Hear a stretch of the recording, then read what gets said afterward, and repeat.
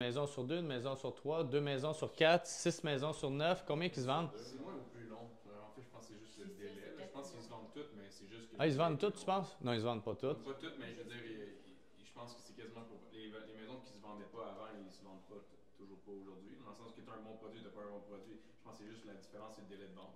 Non, pas du tout. Non? Ils se vendent juste pas. OK? Les maisons qui sont pas bien pricées ou qui ont des problèmes sur la maison, ils se vendent pas. Ce qui se vend en ce moment dans un marché qui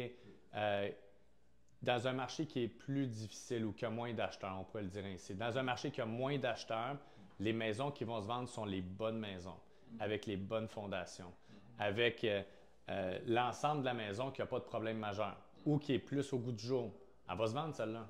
Mais celle qui n'est pas au goût du jour puis qui a 3 fissures sur tous les côtés de la maison, peut-être que l'acheteur va dire, regarde, moi je vais continuer de visiter rendu là. À moins que le prix soit significativement assez bas pour qu'ils disent que ça vaut la peine. Mais sinon, alors que dans un marché où est-ce que c'est un marché de vendeurs, que tu as une bonne ou une pas bonne maison, elle va se vendre. Mais toi, tu as une pas bonne maison. Ouais.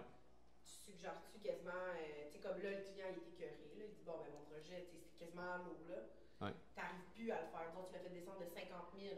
Il faut utiliser d'autres stratégies.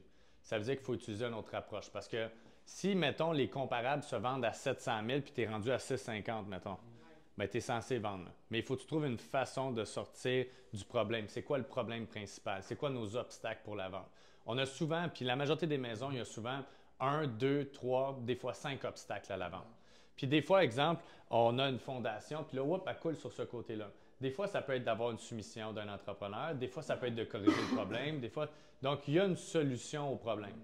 Il s'agit de trouver la solution, de l'appliquer, puis ensuite, peut-être on l'enlève puis on la remet sur le marché.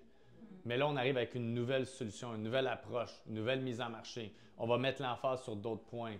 On peut dire que, tu sais, une maison peut être décrite de plein de façons. Une maison peut être décrite qu'elle a été figée dans le temps des années 1950, ou elle peut être dit c'est la maison parfaite pour un bricoleur. Ou c'est la maison parfaite pour quelqu'un qui est manuel, de sorte que cette personne-là peut la mettre à son goût. Là. Il y a aussi une technique, je pense que beaucoup de courtiers on n'y pense pas, mais moi je vais l'appliquer pour mon condo là, c'est de retourner au moment de la pandémie et voir tous les courtiers qui avaient vendu dans le coin en offres multiples, puis les appeler parce que eux ils ont certainement des leads comme nous on a, auxquels ils pensent même pas, puis voir s'ils peuvent aussi aller vérifier le produit. Seulement. Il y a moyen d'aller chercher genre des acheteurs aussi autres que juste le marketing traditionnel ou le porte-à-porte. Il faut être créatif. Mais être créatif pour vraiment, comme ça, tu dis à ton client, ben, j'ai vraiment tout fait. De A à Z. Oui, 100%. 100%. C'est quel Oui, type de Vince. propriété? Ben, disons, on a un indivise. Condo indivise? Condo